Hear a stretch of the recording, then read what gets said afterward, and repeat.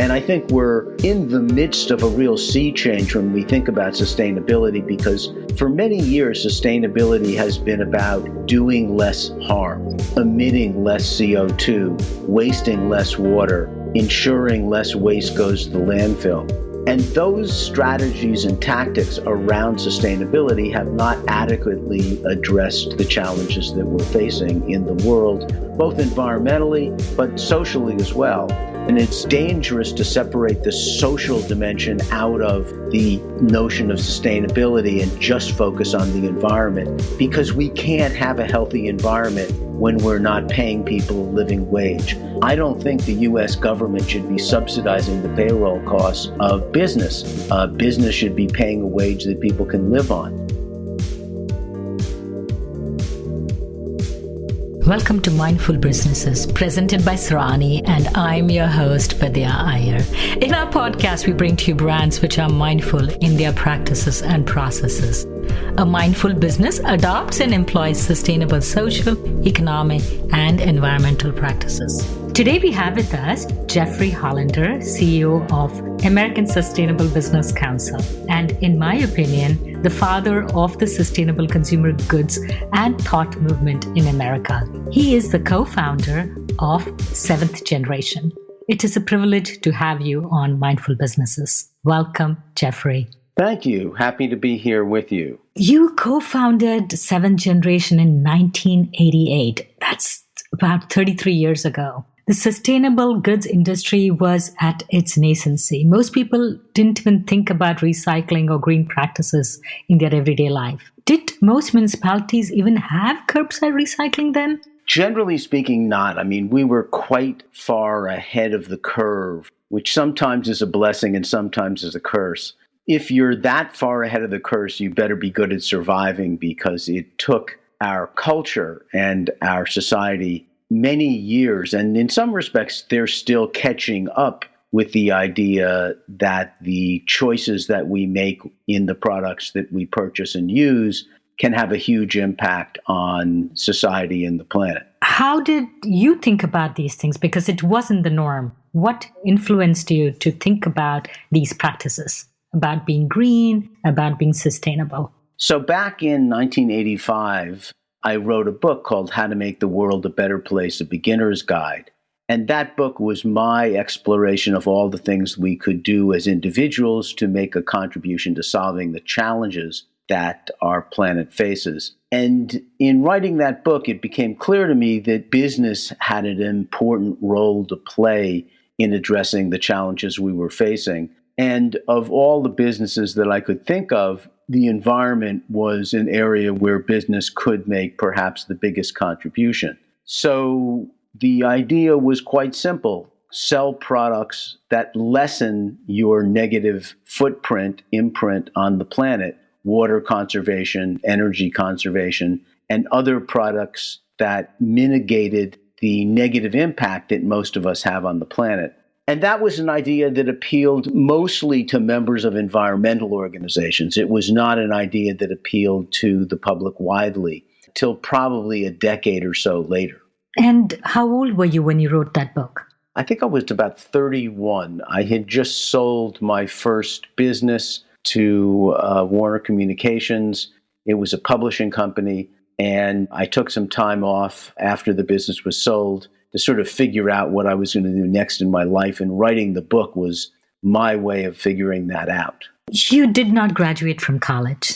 I did not. I went to Hampshire College for a year and a half, but then I took a year off and never went back. And again, not that I'm not a huge advocate of education, I just didn't like being a full-time student. Every business that I've been involved with subsequent to dropping out of college has been very educationally focused.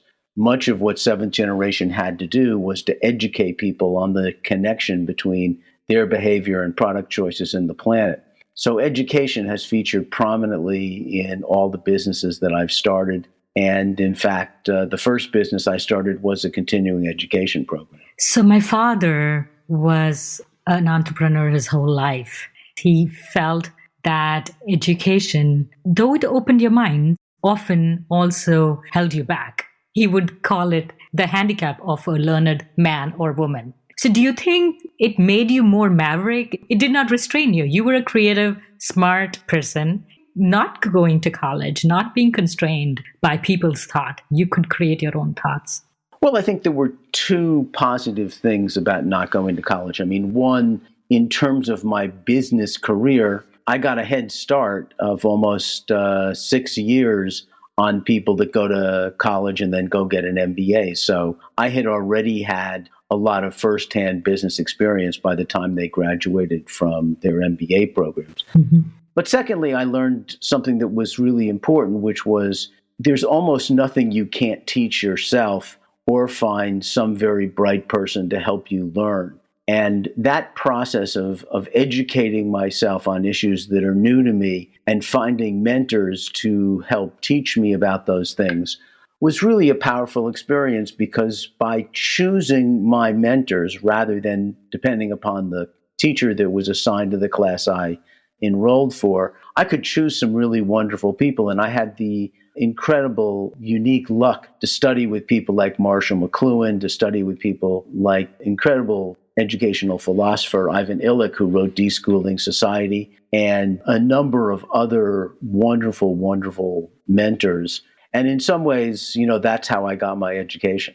So how hard was it to go against the grain, and how to even educate the consumer? One of your products early on was low flow shower head. Low flow shower head. So how hard was it at that time to go completely against the grains? Now we know terminologies like green initiatives or sustainable initiatives. At that point in time, people didn't even use these words in everyday business or everyday life.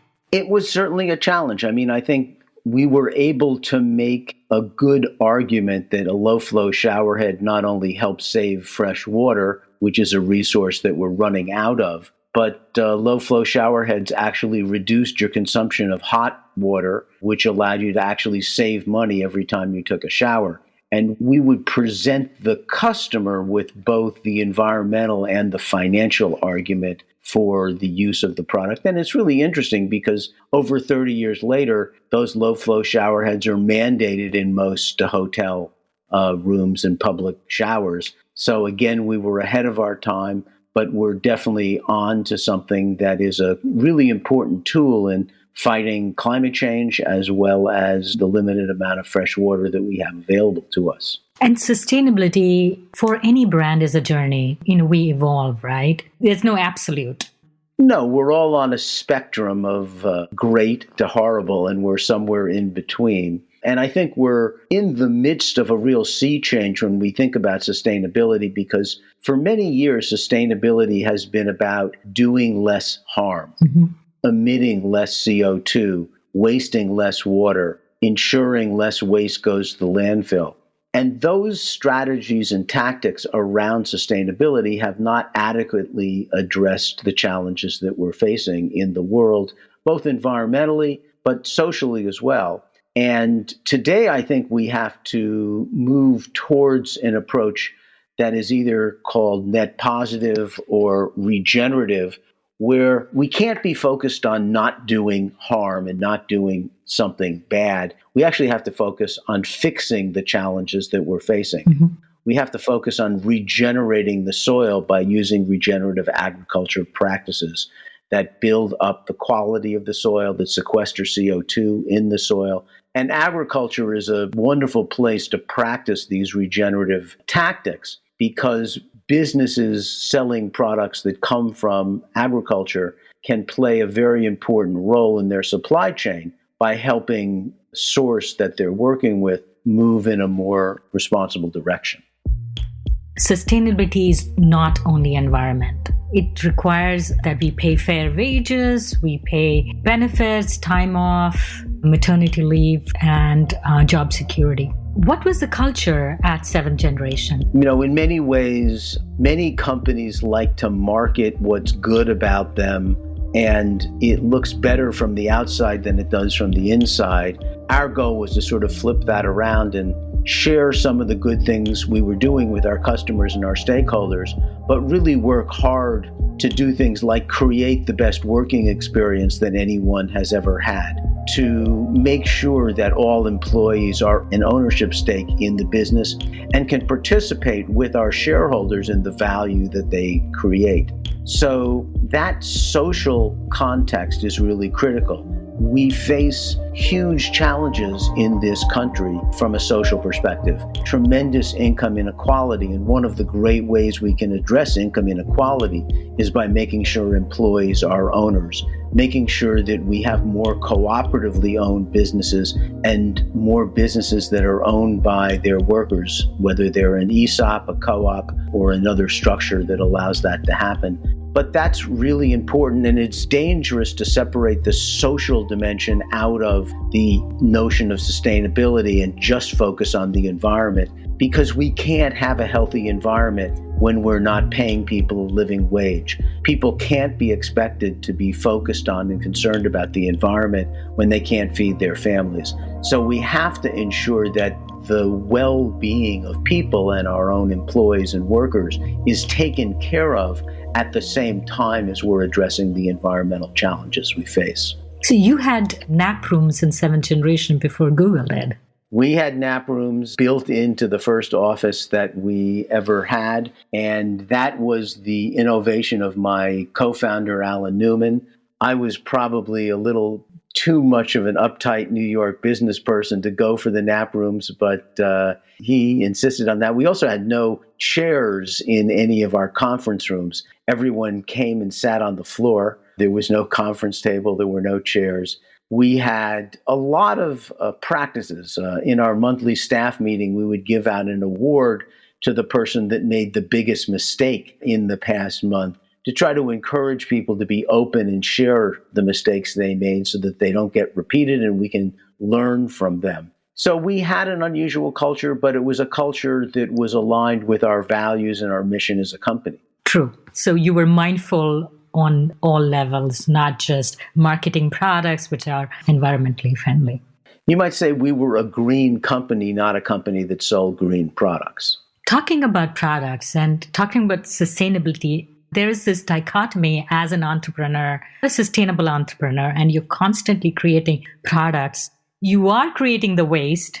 You're creating things which are causing harm in the long term. How does an entrepreneur cope with this conflicting values, conflicting missions to make profit, to make products, and like you said, to have a positive impact on the planet?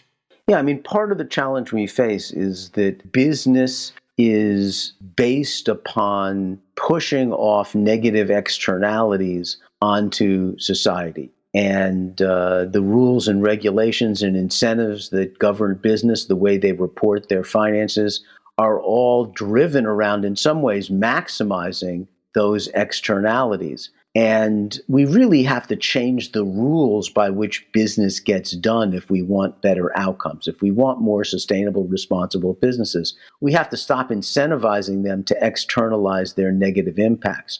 And we need to do that through more involvement in public policy. For the past 30 or 40 years, business public policy has really been driven by a handful of huge multinational corporations.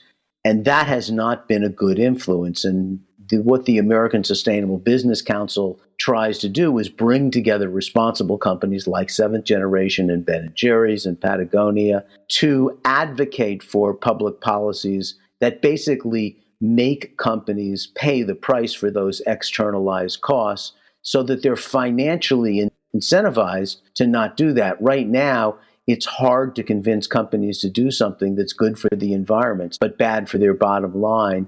You know, we have to change the structure of that regulatory environment. I mean, the U.S. government spends over $1 billion a year subsidizing the virgin timber industry. That artificially increases the price of toilet paper made from recycled fiber because they're not getting those subsidies. We subsidize the fossil fuel industry with hundreds of billions of dollars, which artificially lowers the price of the fuel that we use. That's not sustainable. It's not intelligent. It doesn't help us create a world that we can pass on to our children that they'll be happy about living in. So besides policy, the other thing that comes to mind is for things to last longer, we need skills to repair it. Our skill level, our craftsmanship in the United States has dropped. I mean, we built beautiful buildings. We had woodworkers who made fantastic fireplace mantles. Almost impossible to find one now. Maybe a niche in a small town, you'd find a woodworker who can make these. But we have lost basic repair, handcrafting skills. So how important do you think education is, vocational education, in our path of sustainability? In order to create a healthy, thriving world, we need a very different mindset. We don't just need education, we need to think differently. We need to understand things like systems thinking, to understand how everything is interconnected rather than highly compartmentalized. We need much more vocational training. I mean, one of the things that Germany has done so well is terrific opportunities for vocational training that give people the skills they need to get jobs in a new economy. And, there's a fascinating store in Europe called Kingfisher, which is like Home Depot or Lowe's. And they're committed to a net positive future. They're committed to teaching the people that shop there how to fix things, not just buy new things. We need to think differently. We need to convince companies like Home Depot and Lowe's to teach people how to fix things they buy there that break, not just continually buy new things and throw the old ones away. Europe has the repairability law, right? Europe has a whole bunch of laws. I mean, they have laws around packaging and packaging waste. In many countries, the company that makes the packaging is responsible for taking it back. In some countries, even automobiles have to be disassembled and recycled. They can't be junked the way they are in the United States. Europe in general is many steps ahead of where we need to be from an environmental and a social perspective. I think that now that we have a new administration in Washington, we'll see encouraging progress that has eluded us for the last 30 or 40 years. So let's come back to your time at Seventh Generation. It started as a startup and now it is acquired. Yes, in 2016, the company was sold to Unilever, and that's been a wonderful thing for Seventh Generation. It's allowed us to accelerate our work on sustainability and regeneration, as well as expand into new countries and new markets around the world. And we have many, many great companies that have also been purchased by Unilever, like Ben & Jerry's, which is another company that Unilever owns, Sir Kensington, which sells organic condiments, even Dollar Shave Club. So Unilever has bought a lot of different businesses, and they've encouraged us to continue to pioneer our work on sustainability, never restrained us or held us back, and in many ways have adopted many of the policies that we have at Seventh Generation at Unilever globally. So what is required to make a sustainable product successful? So you said Unilever took your mission from Seventh Generation to a higher level. Did they introduce new products? Well, in some cases, they brought financial resources we didn't have. Seventh Generation is in the midst of developing a significant project with the Native American community to generate wind energy to move us towards net zero emissions. Those types of very significant large investments were not things that we could do on our own, but things that they enabled us to do. In some cases, they have the R&D capabilities to solve problems that we have from a product development perspective. Green products must work comparably to traditional products. And Unilever has an incredible R&D capability where they can take the guidelines we have from an environmental perspective and help solve and improve performance of those products without compromising our environmental standards.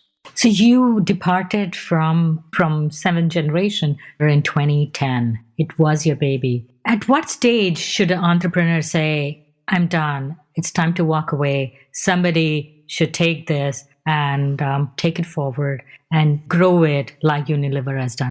There's no right answer that works for everybody. It's really something that is a personal choice that you have to make as an entrepreneur. For some people, that time comes after 3, 4, 5 years. For other people, it's 30, 40, 50 years before they're ready to move on.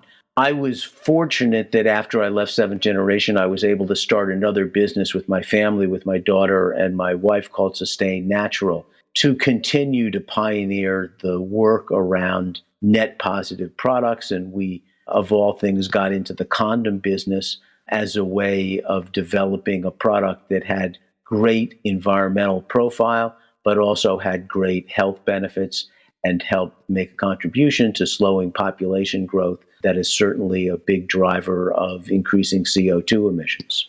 And Seventh Generation started as a catalog business? Mail order catalog, yes. Back in those days, there was no e-commerce. There were only mail order catalogs. And that's how we got our start. And then after about 6 or 7 years, we decided to expand by selling our Seventh Generation brand products into natural food stores, and ultimately focused on that wholesale business and sold off the catalog. So I'm addressing to you as a veteran entrepreneur. So when Sears catalog came, it was such a big deal in those days. Do you look at Amazon and the e-commerce giant that it has become and has transformed the landscape in general as a part of evolution, as what we will 30 years down look at as we look at Sears? Well, certainly e-commerce, as largely driven by Amazon, has put to an end some of the wasteful parts of the Sears catalog business, because printing millions and millions of catalogs that get used for a few minutes and then discarded and often not even recycled is a bad practice. But at the same time, when you build such a giant company as Jeff Bezos has done with Amazon, you face all kinds of challenges. They're an ununionized company for the first time. While they've been on the forefront of raising minimum wage to $15 an hour, the working conditions are, in many cases, not satisfactory to many of the workers. I have mixed feelings about my support of Amazon. When you live far out in the country like I do, you do depend upon e-commerce to get things that aren't in your local store. But at the same time, it can be a dangerous addiction. And we can't forget the critical importance of shopping locally to support our local retailers, to create local jobs, to build up our local economy, that, quite honestly, companies like Amazon threaten in a very serious way. So you come with years of experience and knowledge of entrepreneurship, of sustainability, of social, environmental, and economic consciousness. And now you are the CEO of American Sustainable Council of Business Owners. It has in its membership over 250,000 businesses. What is the mission of the council? So the mission of the council is to create a more just, equitable, and sustainable economy. An economy that is healthy for people as well as the environment. So we're big advocates of increasing the minimum wage all over the United States to $15 an hour, not making companies like Amazon an exception to the rule. In fact, we're advocates for a living wage, which in many cases is higher than the $15 minimum an hour wage. We're also big advocates of putting a price on carbon. We think that carbon is a huge negative externality, and if people had to pay, if businesses had to pay for their carbon emissions, they would be far more efficient, and it would make it much easier to make the conversion to renewable energy. We believe that we have to control the use of plastic. Plastics become something that is discarded throughout the world, something that has ended up in our oceans, something that is threatening ecosystems. And, we're probably not going to get rid of plastic, but we have to use plastic in a much more responsible fashion than we do today. And that goes for packaging in general. So we're businesses advocating for responsible, sustainable, equitable public policy, which is not what big business always is advocating. In many cases, large companies are fighting against increasing the minimum wage or fighting against putting a price on carbon. we believe that those things are good for the economy and will benefit us over the long term, even though they might cause some short-term disruption. Let me play the devil's advocate here about minimum wage. What do you tell the people who are opposed to increasing the minimum wage to $15? Forget even the living wage, even to the $15 minimum wage. They say it will cause inflation because if I pay my worker $15, I have to increase the price of what I sell. And also people will stop hiring as many people. It will cause unemployment. Well, if everyone has to pay $15 an hour, there's a level playing field that we'll all be on. So it won't affect how many jobs are created. And, let's be honest. I mean, if you're paying your workers $7 or $8 an hour, they can't survive. What do? They depend upon food stamps. They depend upon other government subsidies. And so what we have is we have some companies who are paying a fair wage that their employees can live on. And we have other companies that are paying a wage that's so low, the government is subsidizing their payroll. Mm-hmm. I don't think the U.S. government should be subsidizing the payroll costs of business. Business should be paying a wage that people can live on. In California, about a decade ago, they calculated the cost of Walmart not providing health care to its workers. And the state of California calculated that it cost $200 to $300 million in increased emergency room fees because without health care, workers would wait until there was an emergency, go to the emergency room, not be able to pay for the emergency room coverage. And the state of California ended up picking up the tab. It's simply not fair to other businesses when companies pay people so poorly that they have to take advantage of government subsidies. Even if, say, they don't qualify for government subsidies, they're in this area where they're just above the level where they cannot get any food stamps or reduced food lunches for their kids, they probably have to take a second job. This is to the people who say that it will cause unemployment. This person doesn't need the two jobs. He will probably be able to have a decent livelihood with the higher wages. Of course, not having two or in some cases three jobs allows parents to spend more time at home with their children, reading, studying, helping them with their homework, which has a huge value. It helps them participate in their local community. Who can volunteer for a nonprofit when they have 2 to 3 jobs? Mm-hmm. People who have a good job that pays them well can participate in their community life, can work at nonprofits and volunteer. There's huge benefits to our society to pay people enough to live on. Otherwise, what we're doing is we're creating poverty. What we is ensure that people live in poverty and all of the negative things that come along with that. In many cases, not the ability to get health care. They are also in a place where they're nervous about the amount of food that they can acquire for their family. And it's a terrible cycle that doesn't make economic sense, only makes sense for the companies that are taking advantage of the government and paying those low wages. Yeah, we have to change the overall mindset. We all walk this journey together.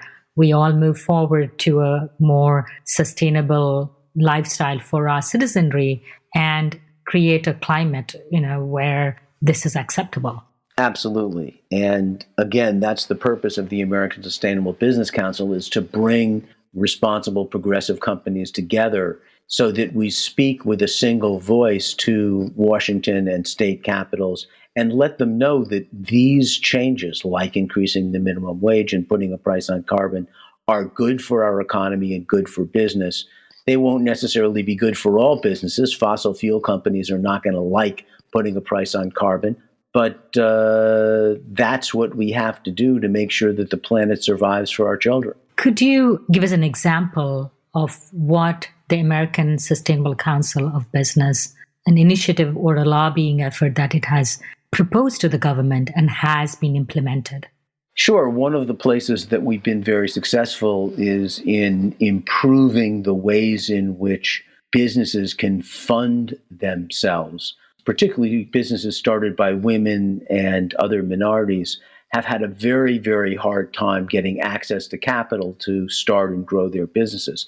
we were a big supporter and advocate of the jobs bill, and that jobs bill allowed crowdfunding to be accessed by businesses. So in some ways, we helped democratize the access to capital for small and medium-sized companies where they couldn't do that before, where they were limited to going to a bank or having wealthy individuals they knew who could help finance their business, which is not the case for many women and minorities. So that was something that we're very proud of. Very recently in New York City, we worked with the New York City Pension Fund to get them to make a decision to take investments in fossil fuel companies out of their pension portfolio, something that we're also very proud of. We've passed in New York State and California legislation around using safer chemicals in manufacturing. We've had some good success. There's a lot more work to do. But again, we're in a much more constructive political climate today than we were for the last 4 years.